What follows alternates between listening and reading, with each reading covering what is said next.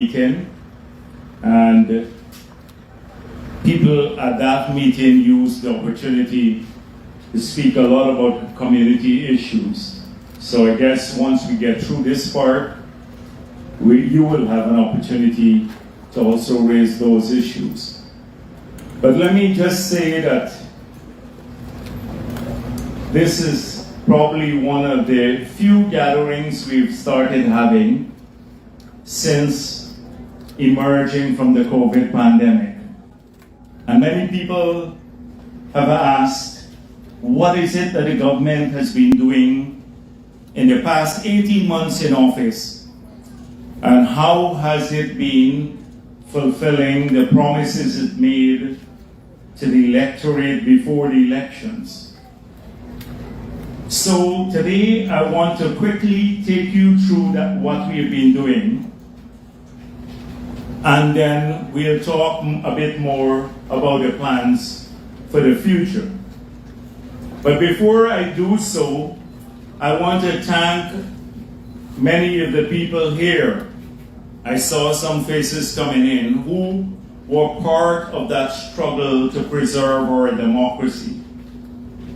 I just pointed out at Liverpool that the countries that have lost the democratic order, particularly oil-rich countries like Venezuela, they are doomed to fail, as we've seen in the case of that country.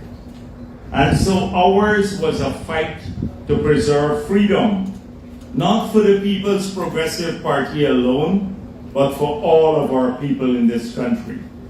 Because had we failed in that endeavor, in the fight, the very contentious 5 months leading up between the elections and the announcement of the results, had we failed then there would have been no future for this country.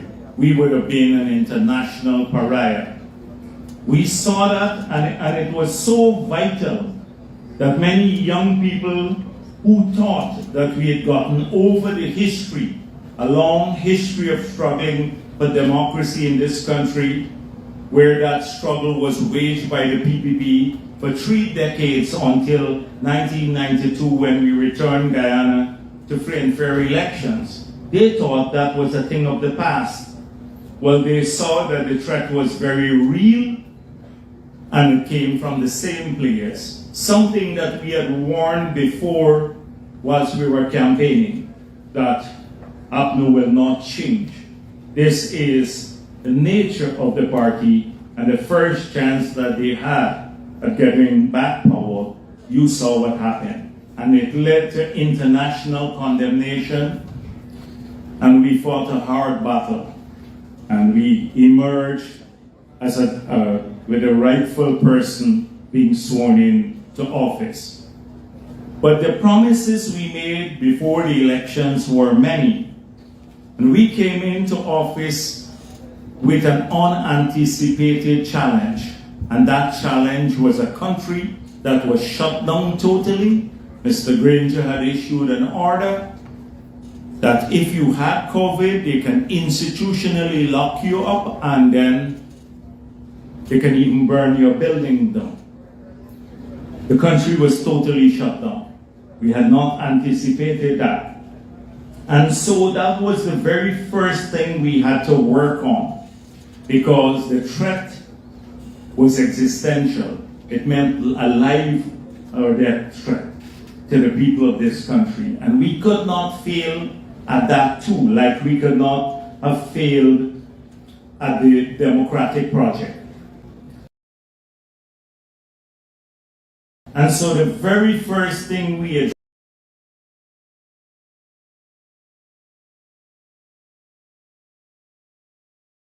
addressed, and for the past 18 months, we have been focused heavily on keeping our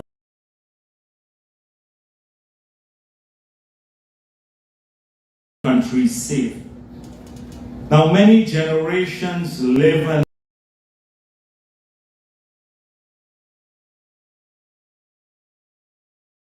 died, but they never had to face what we had to deal with in the last 18 months,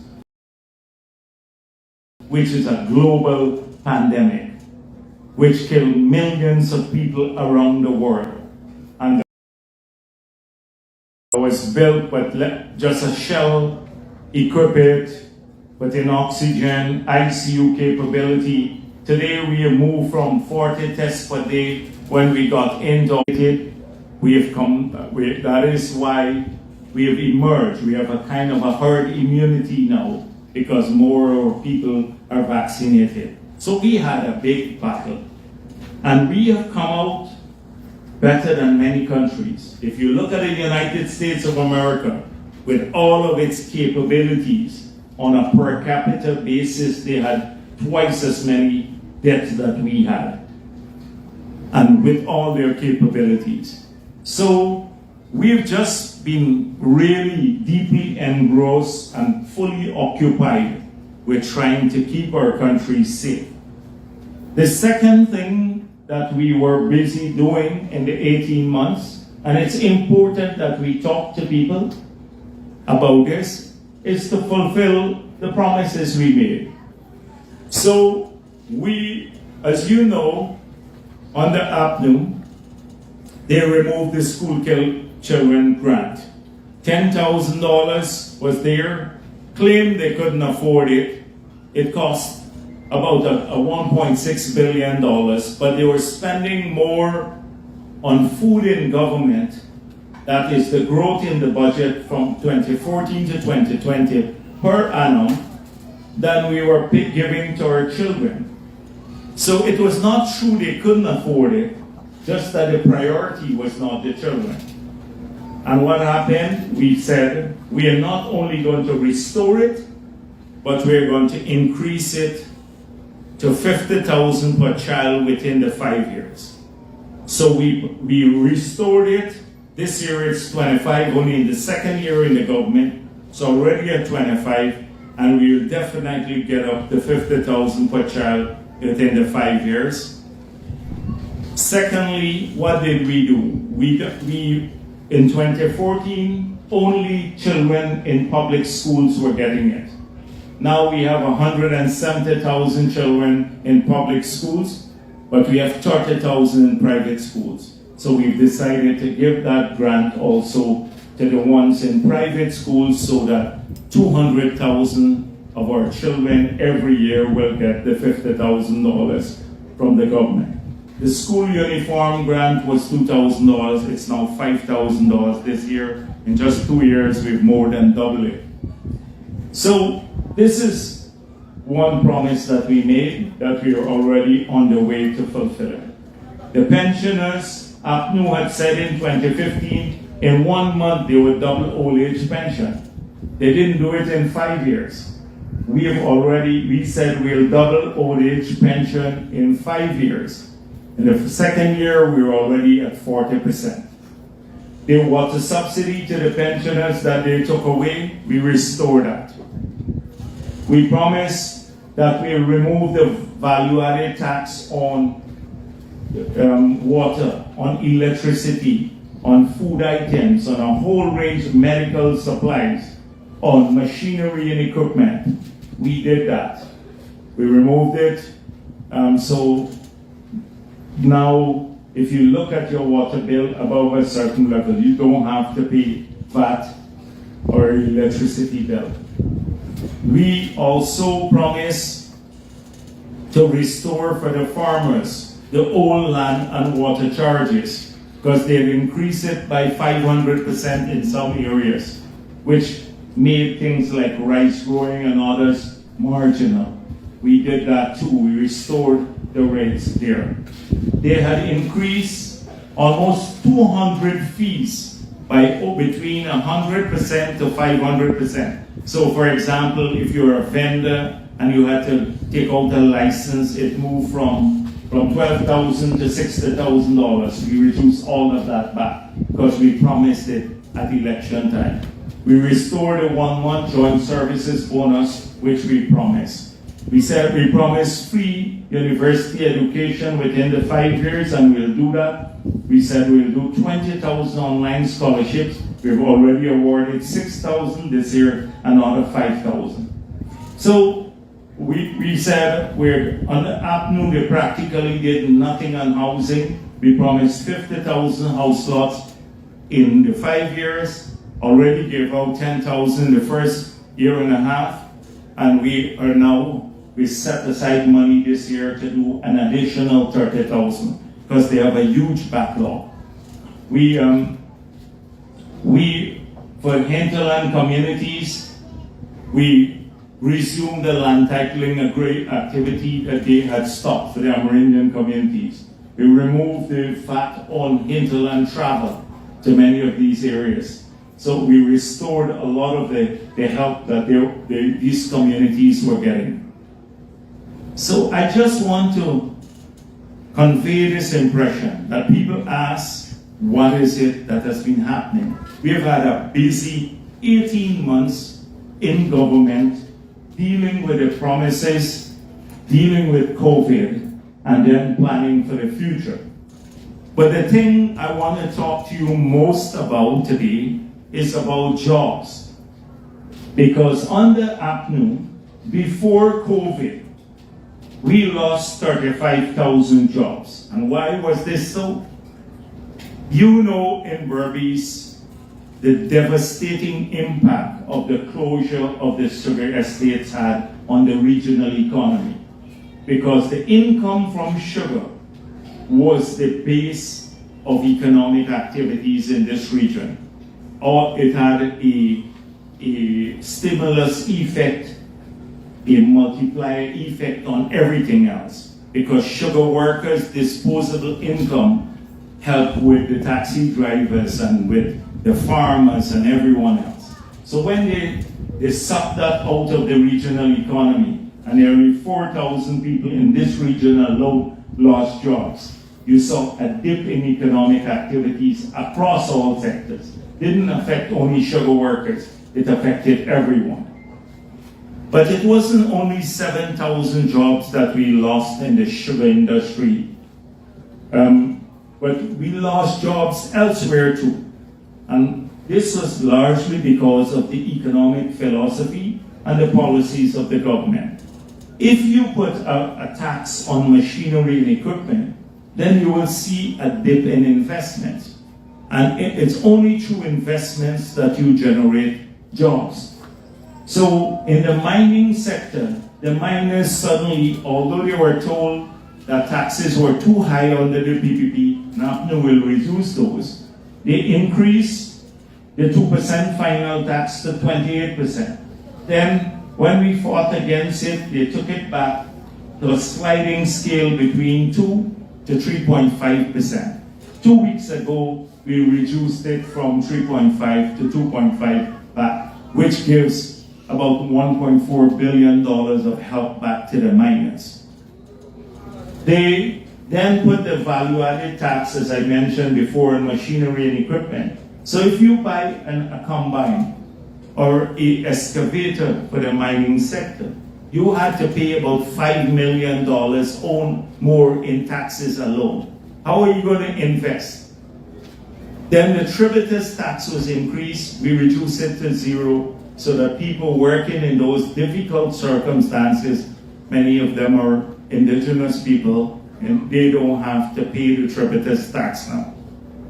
Because of these activities, the mining sector shrunk and we lost a lot of jobs. We're still having a difficult time because of the heavy rainfall now. But the policies led to a loss of jobs. Same thing happened in the forestry, in retail trade. So 35,000 jobs were lost before COVID, and another 35 to 40,000 after the shutdown took place.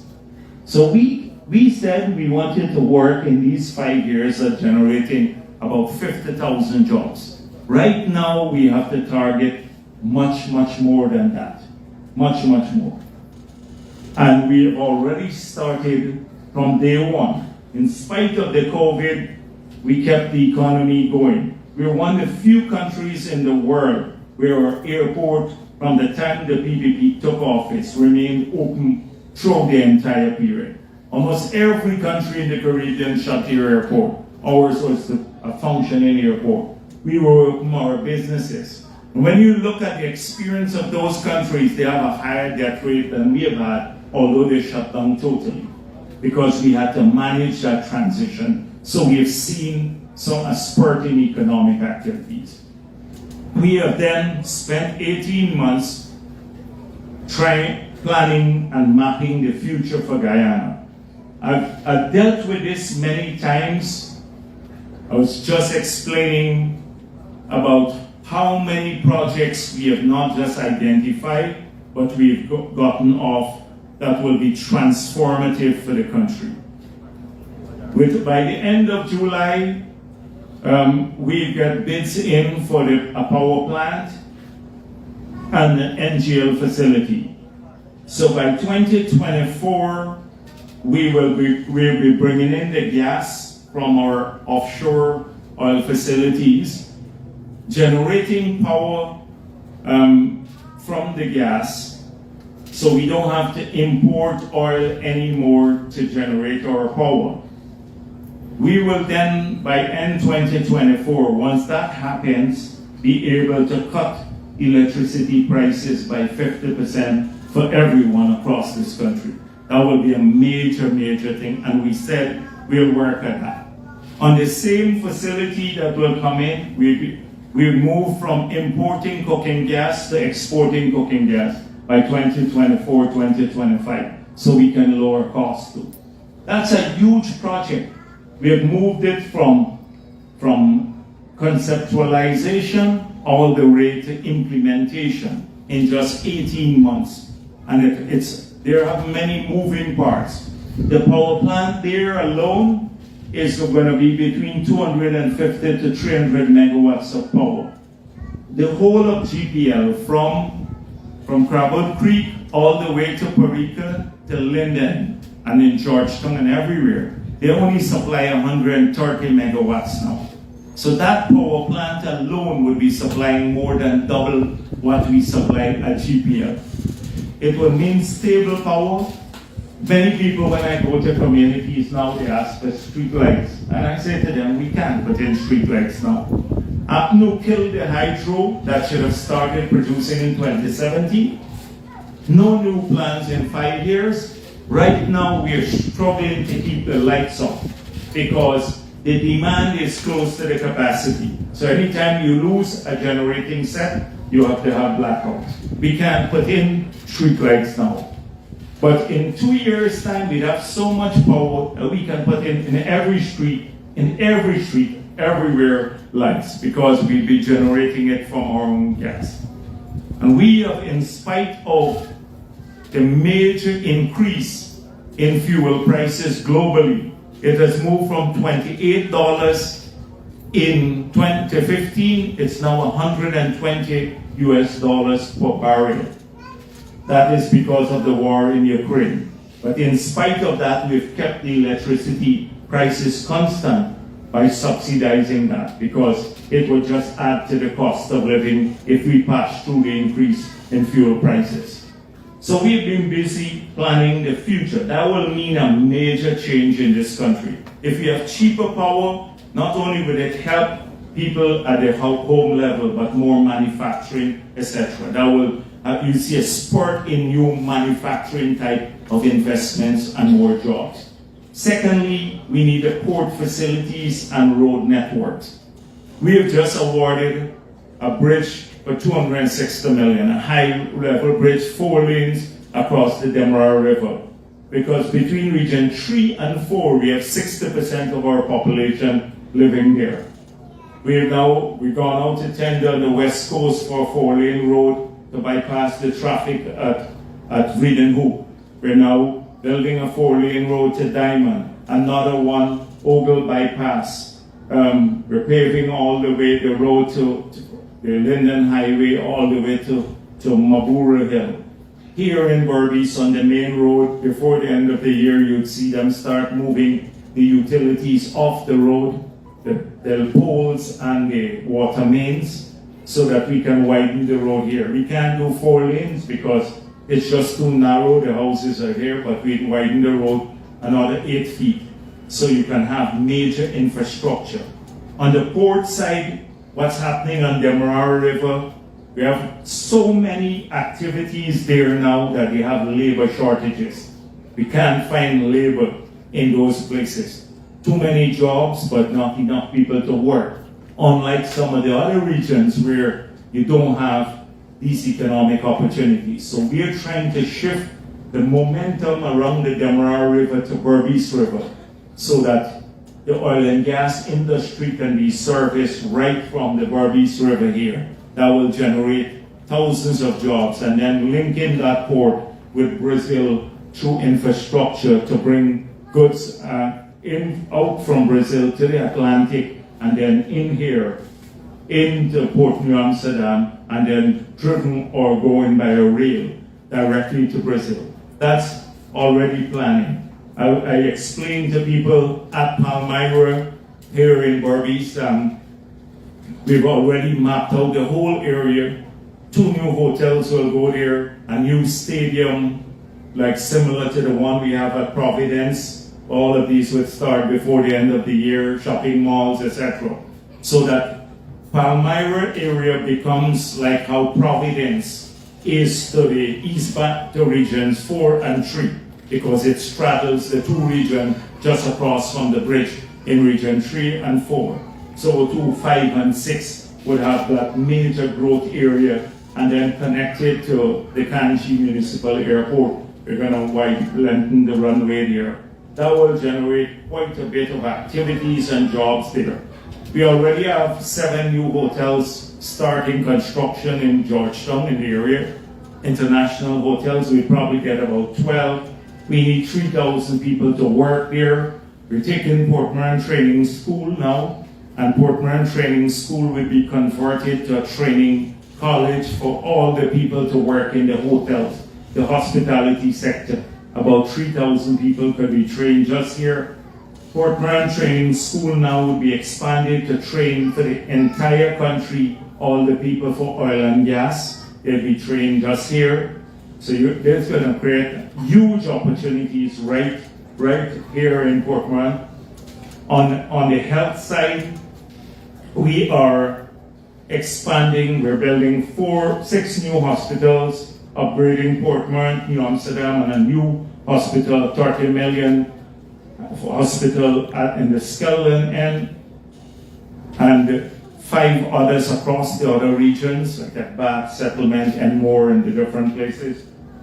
A children and maternal hospital in Georgetown, so that any complicated cases with our children or women can go to those. And that will start. The contract has been awarded, upgrading New Amsterdam, Linden, Bartica, West Demerara, in each of the hinterland regions, or regions 1, 7, 8, and 9, building major diagnostic centers where we can do high-end telemedicine facility. We need about 2,000 persons with the new facilities we're building, and that will start in the next few years to upgrade healthcare. So again, here in Berbice, a lot of the people will be trained. The training institute will deal with training nurses and nurse aides and a whole range, close to 2,000 people for that. Here too, on the agricultural side, we just have legislation tabled in the parliament now to start growing hemp. We've identified regions 6 and 10.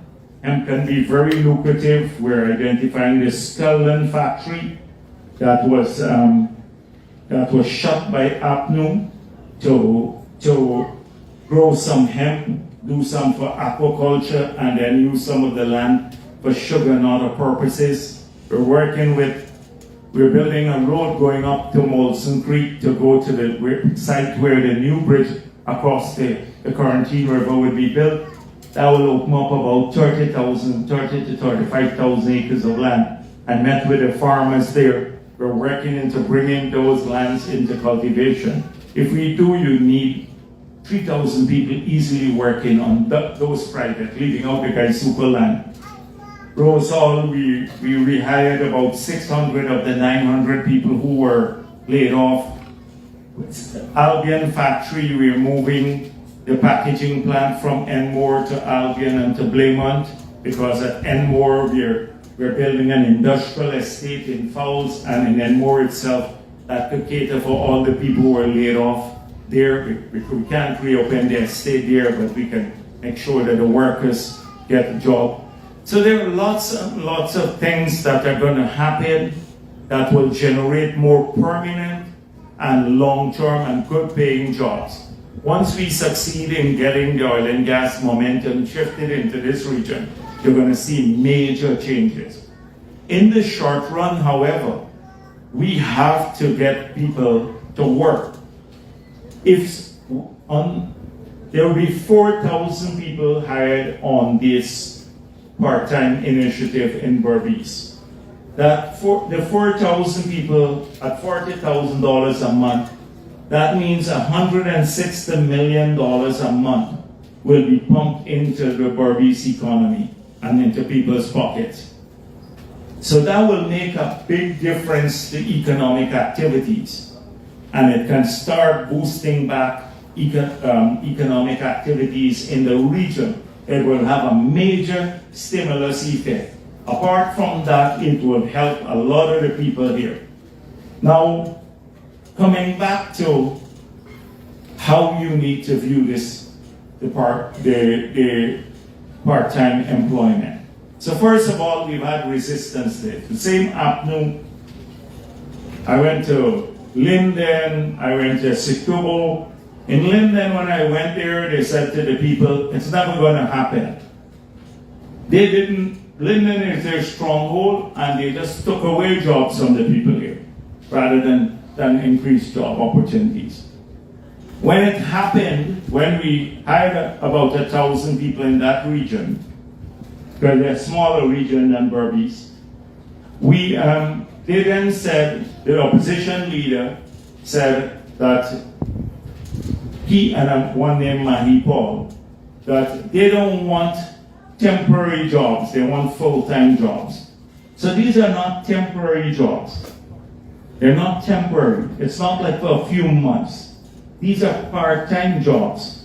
So it's not like if you're on it next month or by the end of the year, when the year comes to an end, the job ends.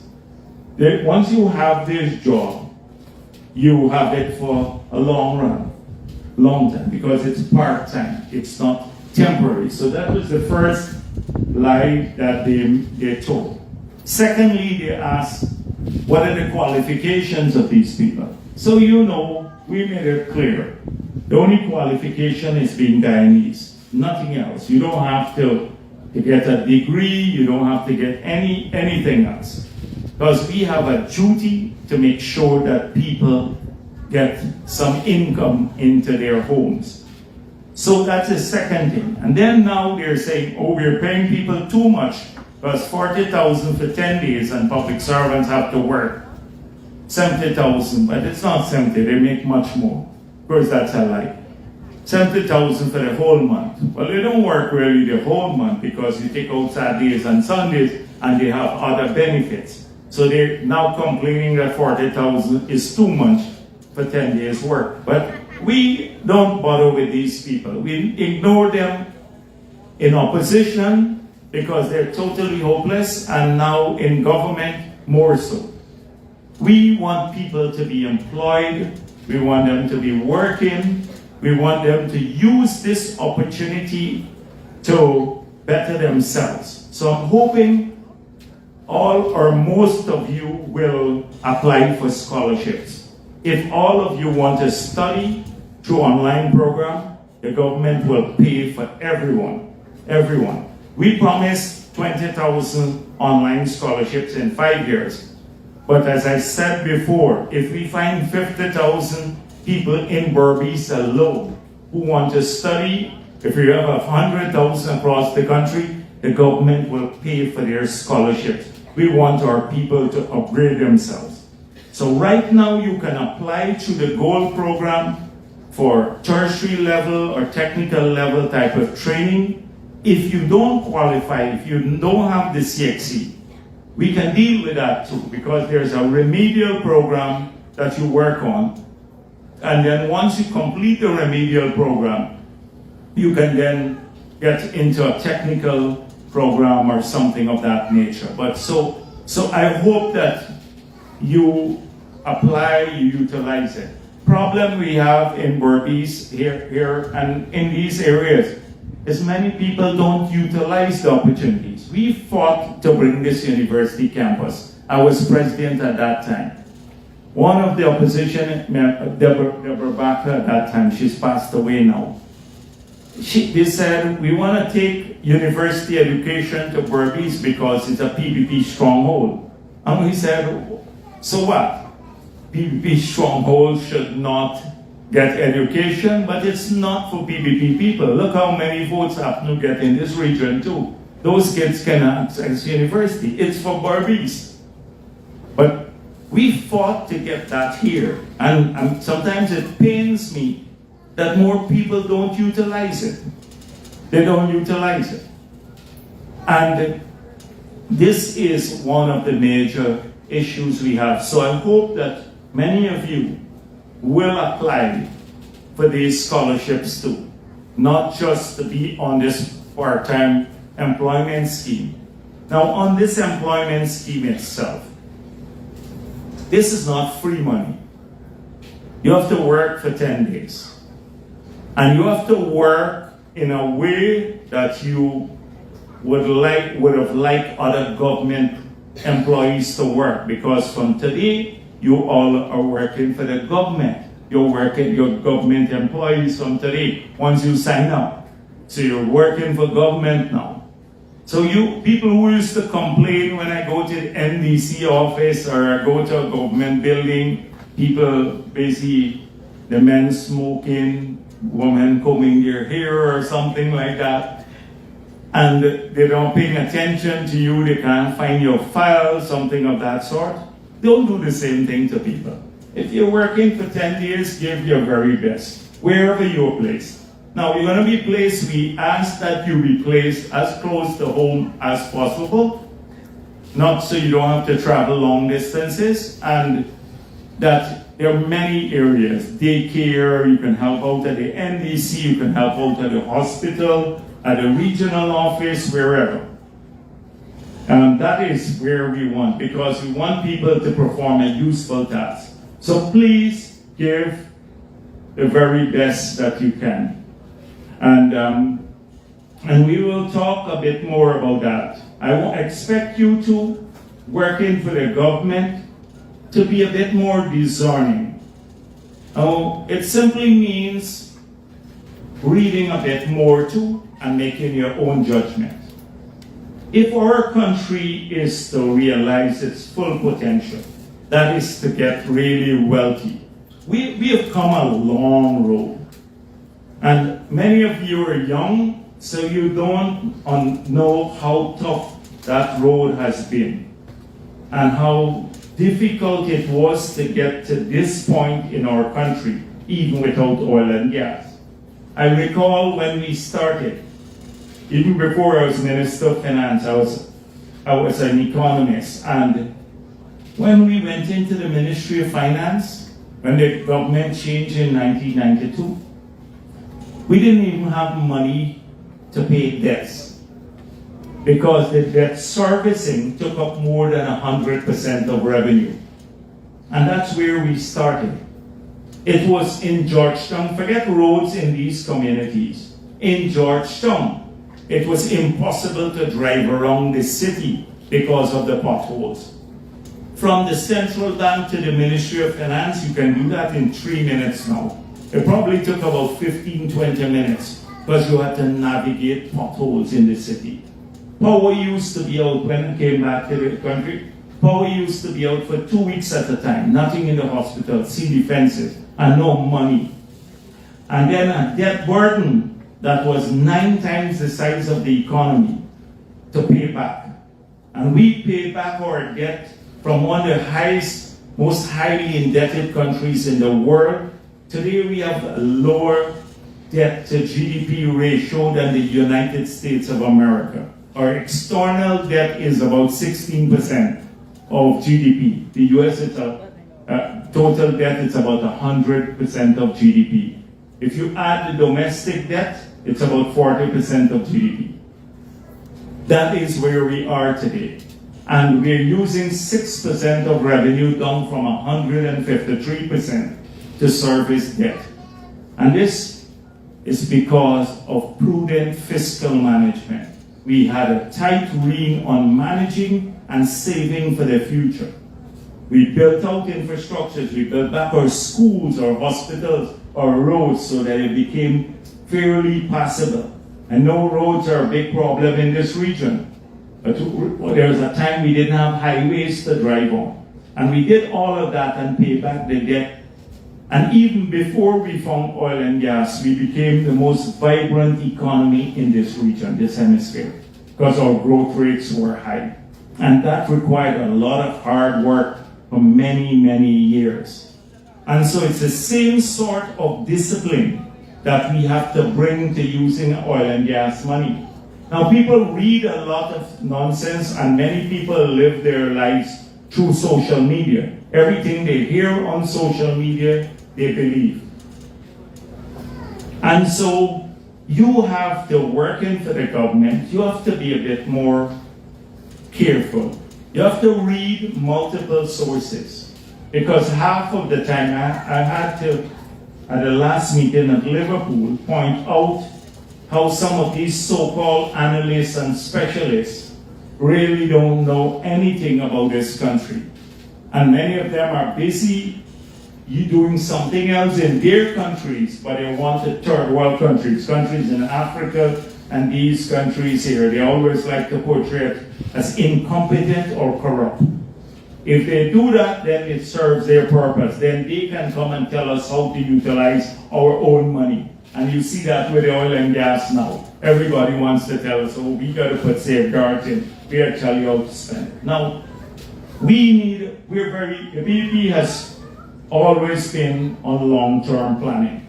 So we made it clear in our manifesto when we campaigned. As leader of the opposition, you probably heard me several times talk about avoiding the Dutch disease. Many people believe you can spend every cent you get. And first of all, there's a big dispute about how much we're getting. So you hear one man say, we're so rich with oil and gas, we should stop working. Guyanese should stop working because we're a rich country now.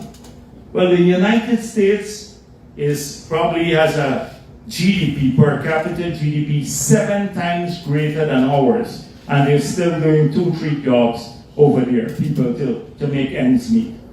Here, they want us to stop working. Secondly, you hear we are flush with money. In the 2 years since we've been producing oil, we collected about $350 million per year, US dollars. The bridge across the river alone is about $260 million. And we collected, that's nearly one bridge and the road, that's the whole year oil money gone. A major bridge, but we have to build for the future.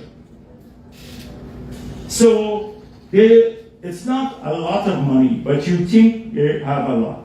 The opposition couldn't afford the 10,000 Guyana dollars for the children, but they want now, they say, give every Guyanese $1 million every year. So people like that, they think you don't have to work anymore. But that's 800,000 of us multiplied by $1 million, that's 5,000 US, that's $4 billion US dollars. We're collecting 350 million, but we have to give out 4 billion a year. That's nearly 12 times more than we collect, we must share out. They complain about inflation. You know, cost of living has gone up in spite of us removing all the taxes that we came into office. We removed the VAT, the excise tax on fuel, we removed VAT on food and a whole range of items. Well, why? Because the factories that we import from now are still closed, shut down because of COVID. So if you're importing, for example, a combine or an excavator or even a car in some cases now. You have to wait until mid next year. We were importing some tractors to send into the Amerindian communities. We now have to wait until next year for them to be delivered, because the factories producing tractors are now were shut down. So they have a big line. Secondly, with the price of oil moving up, it does push up transportation. There's very little we can do about that. Freight has gone up by 500%. Cooking oil, Malaysia and Indonesia shut down the export. They used to export more than a significant part of the world's cooking oil. So if you go to the market, that has more than doubled. You can't find it in some countries. The United States had shortage of baby food. The President of the United States had to get the US Army to fly in baby food from Europe and other parts of the world. That's how we live now, because the factories are still closed in many parts of the world. And then with the price of oil. So that has really affected cost of living. And then they want us to spend more money that we don't have. We have to borrow to zero. That would only drive up more cost of living. Because if you're spending more chasing the same goods, then that becomes inflationary. That is what is called overheating of the economy. We can't do the popular things, because if we do the popular things, we'll become like Venezuela. Venezuela used to produce 3 million barrels of oil per day. Now they don't have food. Now have food. People flee the country. And so what you're going to find is that the PPP has laid out in our plans when we campaign in our manifesto to avoid all of the populist views, all the social media gaff you hear on Facebook and WhatsApp and Twitter and everything else and TikTok. Because that's not serious policy. That's not serious. That people can come and say anything.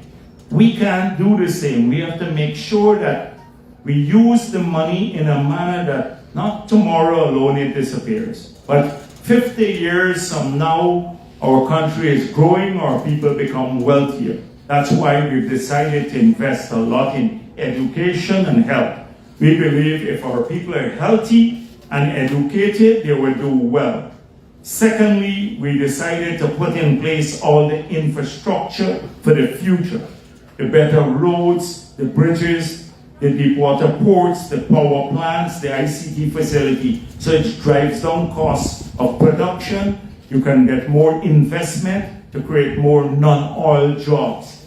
Thirdly, we are co-investing and focusing on agriculture heavily and food security, because that creates a more diversified economy. We found that all the oil and gas countries, they kill off the other sectors. Look at Trinidad and Tobago and many other places. So this is important for you to understand. As people who are working with the government now, don't just be populist. Read around, read between the lines and see what's going on, because and make your own judgment.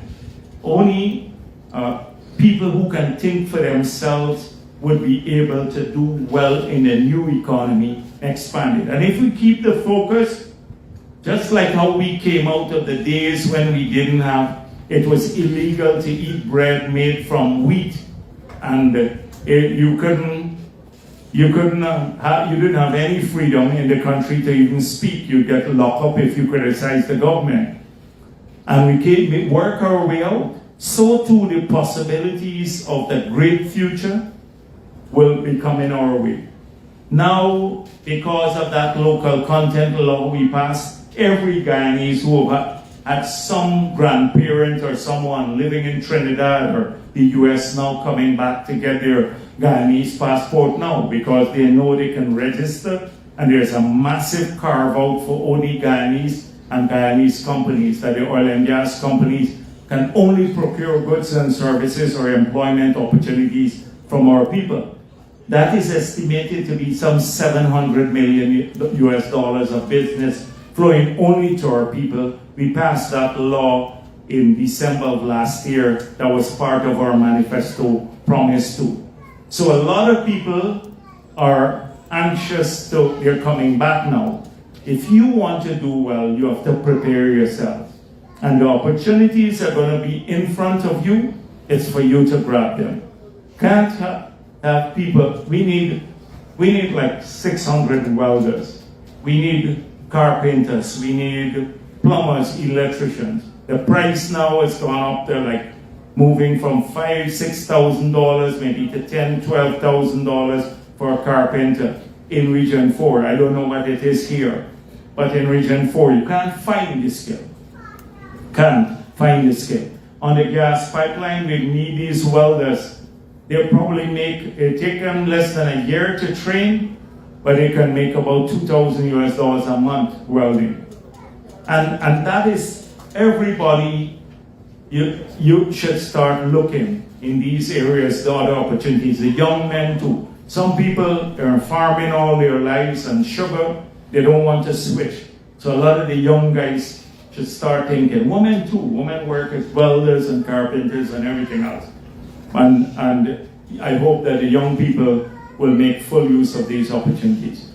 But I'm pleased that you're here today and that at least this income will be helping to supplement at the family level their $40,000 for their 10 days work. And then we will continue to assist in other areas as we improve the opportunities here. Thank you very much.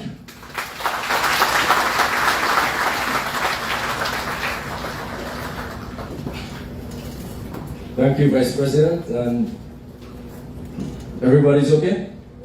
You had a good lunch, right? The Vice President doesn't eat, so he's only working all the time. And I think the last time he ate was probably yesterday evening. So if he's working so hard, imagine what he expects of us, right? So now we'll open the floor, and if you'd like to ask the Vice President any question, or if you have any ideas to share with him, or you have any views that you would like for him to expand on, or anything to clarify, we have a microphone in the corner, and we'll be happy to hear from you. Yes, ma'am. Oh, sorry. Let's. So wherever we've gone, on these outreaches, we've had a lot of issues to address. And I know people want to raise everything here, and we're willing to listen. But if you want me to help, you also have to go through a process that would allow me to help you. So what we have found is that the 3 years we didn't have the majority in the parliament from 2012. A lot of money was cut from the budget. And then in 5 years of APNU, and then another 2 years because of COVID, many people did not see government officials. So roads were in a bad state, all the roads across the region. We came here on an outreach a month ago, went back to Georgetown, we've sent out Minister Edghill and Indar. We're targeting 300 roads in Berbice this year and another 300 next year. That would deal with a lot of the community roads. And we are moving to build either concrete or asphalt roads, not chip seal roads anymore. We don't want to do those because the concrete and the asphalt roads would last a long time. Now we are just yesterday starting this process. We have some substandard work already with people laying down coal asphalt. The road stopped flaking already. So we had to send Minister Indar back into the region to check this. And I'm hoping that some of the people here can be trained to help us to check this infrastructure work that's going on, to see what we get, what we pay for, because it will affect the communities. And often it is the government that gets the blame, not somebody on the ground. So that has happened now. They're across the region. So I know that we have a lot of roads that will start soon. If you need us to pay attention to some road or anything for that matter, so roads are one issue. Secondly, we have a lot of issues with National Insurance Scheme, NIS. So we've solved, since we got into office, over 5,000 problems, but we got many more. Then we have issues with housing. As I said before, we're developing housing. We have advanced now to building on people. If you have a piece of land, we're not only building housing on government schemes, but if you have a piece of land and you want assistance from the government to start, it's not free, but you don't have the money to start the house because the bank will not give you any money up front, the mortgage. We can then start the house and then you take a mortgage from the bank, complete the house, so people on their own plots of land can get a building erected. We launched a program like that recently outside of the low-income houses that we are building and the young professional homes. This is a part from the house lots we are giving out. So if you have housing issues, you can choose to do the same thing. Then there are lots of other things. Drainage.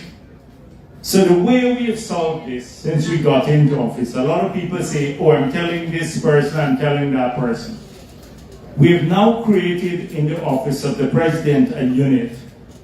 So we've gone to about 50 places and large numbers of people tell us issues. All we need from you now is your name and number. Then you will get a call from the office to find out what is the issue. Because if everyone wants to raise, many of you may not get a chance to raise. And if you tell me, I can't remember 50 people telling me the same issue. The only way we can help you is if you give your name and number. I've been saying this over and over, and at the end of the meeting, everybody coming to tell me I didn't want to deal with it there because I can't help, I wouldn't be able to remember. So I brought this staff out. They're here. Where are the people? They have across there those set of people who are sitting there. Give them your name and number on any issue you want to bring to our attention. Any issue, whatever the issue is. Pensions, public assistance, etc. We'll call you, then we'll follow up. So that is how we move forward. Okay? So please help us to help you.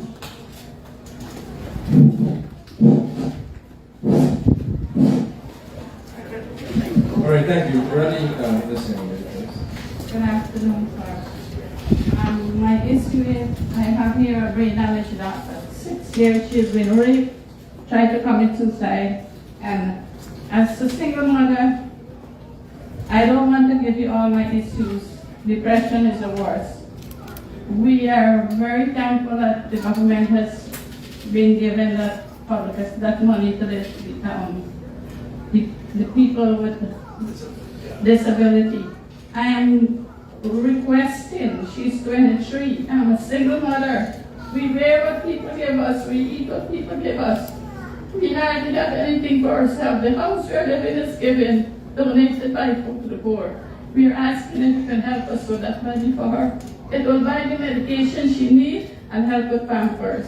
Okay, the assistance, yeah, definitely.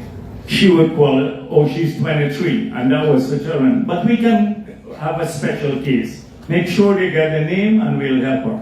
Okay? Please give your name and number. And she's on public assistance? Okay, that's good, because we've had a nightmare with public assistance. It's too much bureaucracy, so we are reforming it now. The president went to Essequibo Coast. He met a young child, a young boy in school. He doesn't have hand and legs.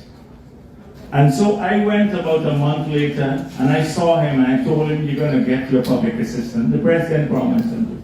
I went again to Essequibo Coast and they still hadn't done that. When I asked them why they need a medical certificate, why do you need a medical certificate? Visibly, he should qualify. And I've seen some people who are very strong getting the money, very strong, don't even deserve it, and they're on the program. So we are reviewing this now, because to ensure that people who Really need it. But your name and number, please. Are you taking it on? Okay, yes, please. Yeah, sir, Mr. Jagdeo, you don't have a problem. Please put the mic The thing is, I commend the government what they're doing. They're building roads in Jackstown and Linden and so on. But everybody seems to forget Barbies and the village here. And you're taking too long for there. You need to come tomorrow. Yeah. And I have another problem. I apply for NIS and the money not come.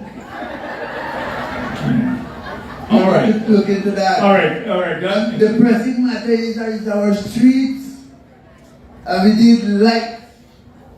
Because we can't see the bloody walk in the night. Yeah. Yeah? Okay, good. All right.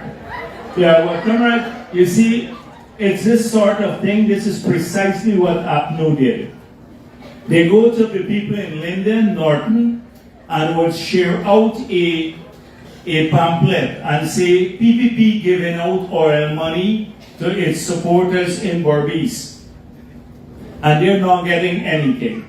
It's a veiled form of racism. We have to do things right across this country.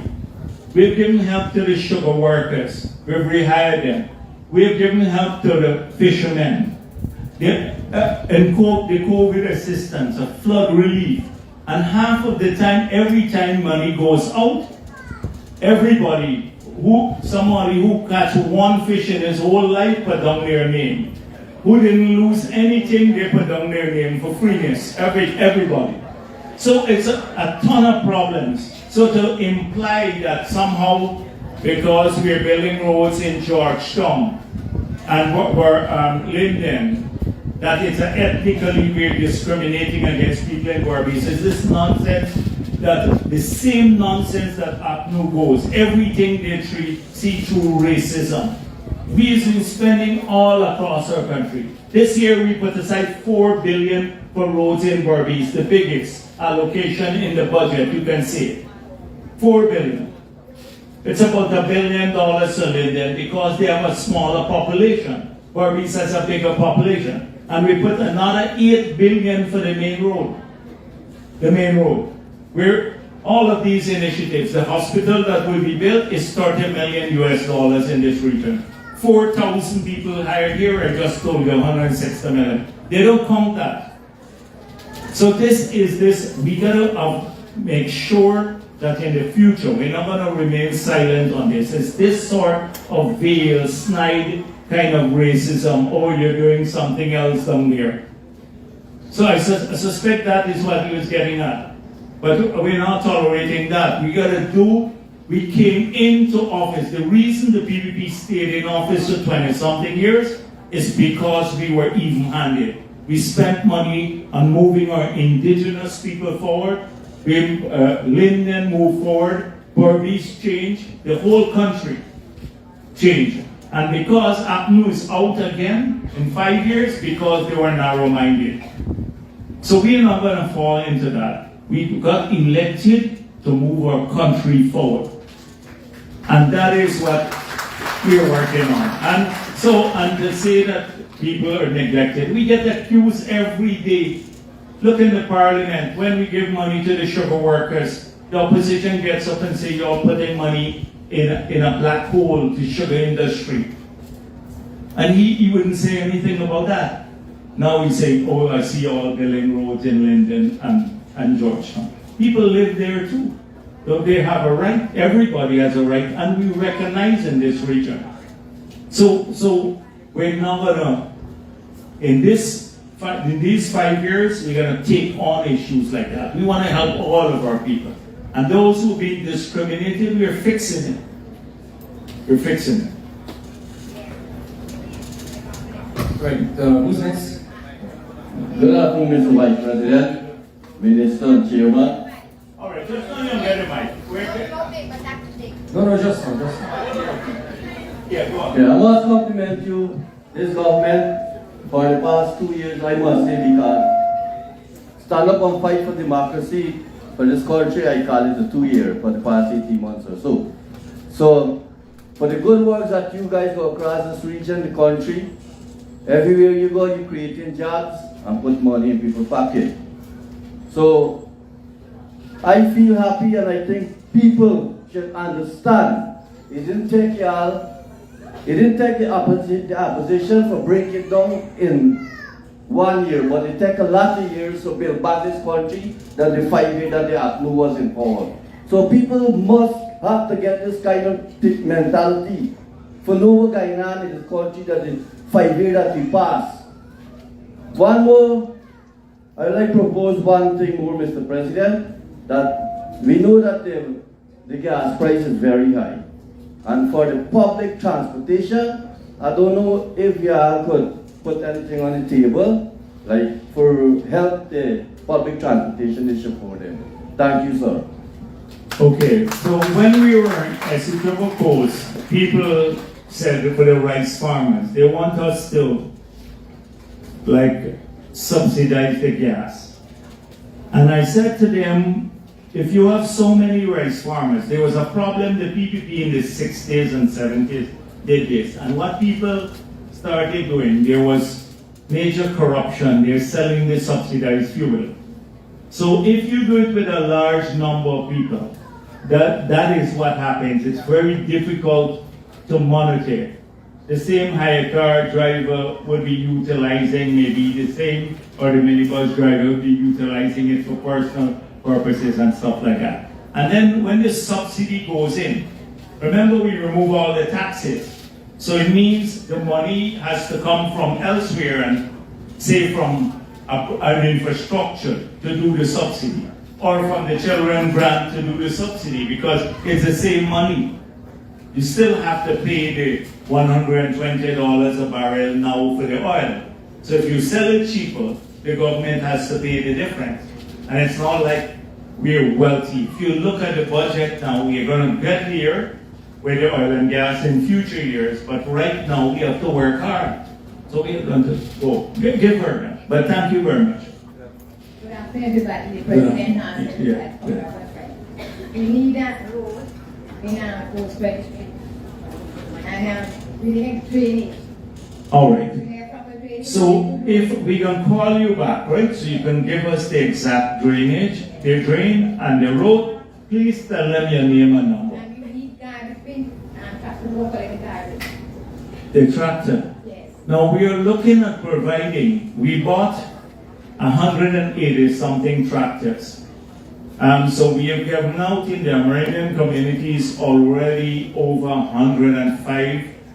We didn't promise this, but we have 215 villages, Amerindian villages, and we want to get a tractor and trailer into each. And now we've decided that in every NDC, we want to give a tractor and trailer too. So we're going to buy these, and we're getting the tractor and trailer cheaper now, because when we quoted for this Massey Ferguson, it was $12 million for a tractor and trailer, 75 horsepower. Now with the Mahindra one, it is $4 million for both the tractor and the trailer. So we can buy 3 sets for the price of one, and they're good, like to pull garbage and all of that sort of stuff. But the problem is that we order them, so a lot, because the factories in India were shut down too for COVID, so the orders are not being filled on time. But we'll eventually get in each NDC a tractor and trailer, maybe even more than one for the big NDCs. We have some really big NDCs in this region, and you might have to get about 2 or so. And like people on the part-time program, they may be able in the 10 days to drive some of these tractor and trailers around too. Big girls and stuff too, not just men. They all drive, get them there. You're going to pick up the garbage. You give somebody else to throw in the garbage, but you just drive the tractor and trailer around.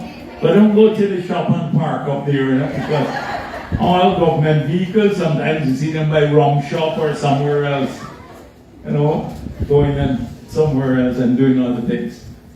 All right, that's a good idea. We have a lot of people we need to employ at this NDC too. So you obviously don't raise issues about the NDC. We know the problems here. Yeah, the NDC, don't bring NDC headache. I know if I start with that today, I'm done here. The NDC, I know about all the issues about the chairman bad and this person bad, the council. Every day they're WhatsApping me. Go ahead.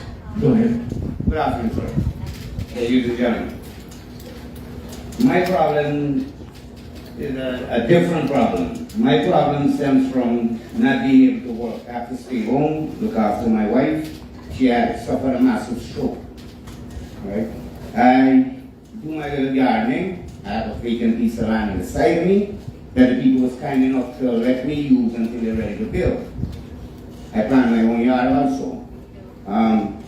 I went to see Mr. Arnold, the regional chairman. I was directed from this NDC all the way up to there, and I was turned back from there. I was sent to another gentleman right at in the same compound, and he sent me to Skevin.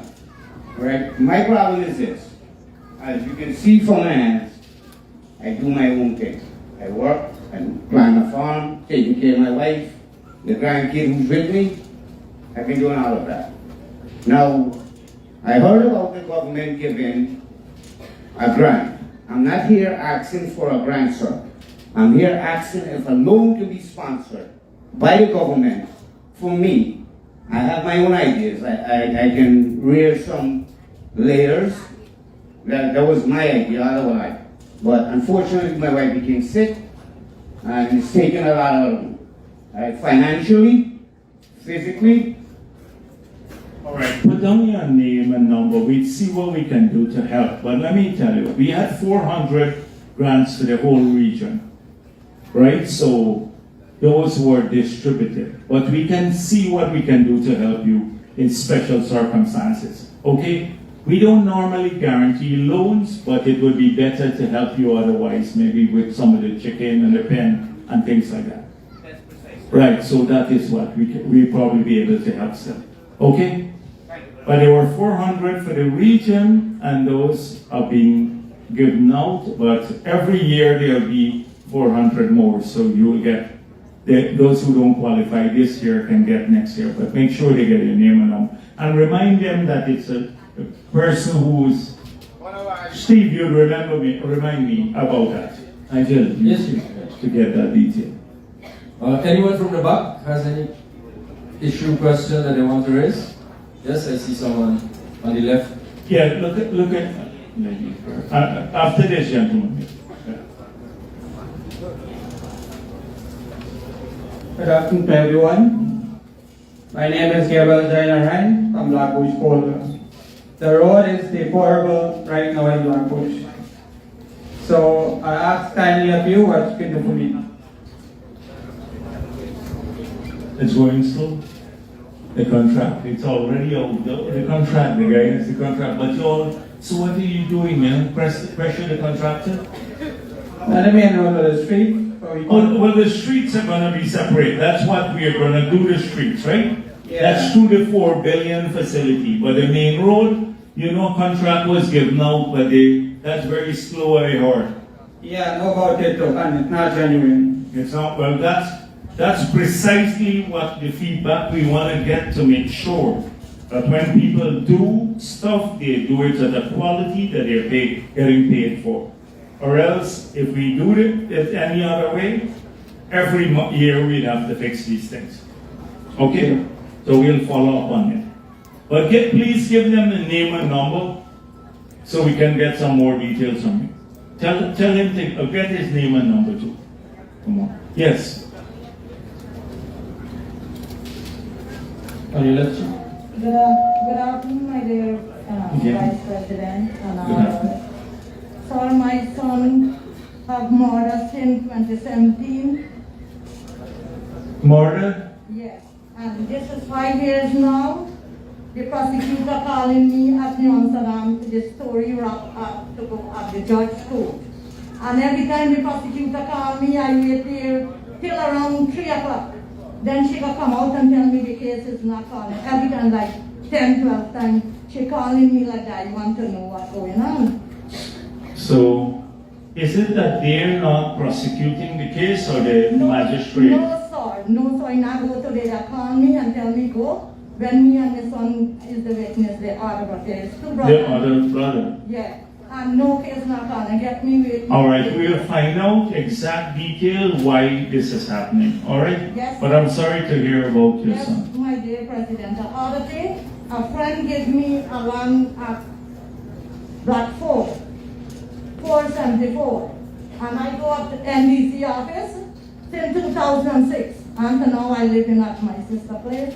I go, they call me to pay for the land. When I go, they said they can't pay. And now I live in. Why they told you you can't pay? Well, I don't know, let's get the person. Who is the NDC chair in this area? He's here?